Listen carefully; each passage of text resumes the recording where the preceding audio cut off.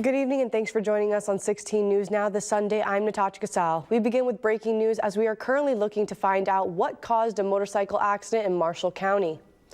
You can see from these photos sent to us just after 1:45 this afternoon, this motorcycle flipped on its side at the intersection of US 30 and Hawthorne Road. Police are also seen cleaning up the scene while an emergency vehicle appears to be loading someone in the back. Again, we are working to learn the details of what caused this incident and if any injuries were sustained. Make sure to stay up to date with us here on 16 News Now and at WNDU.com.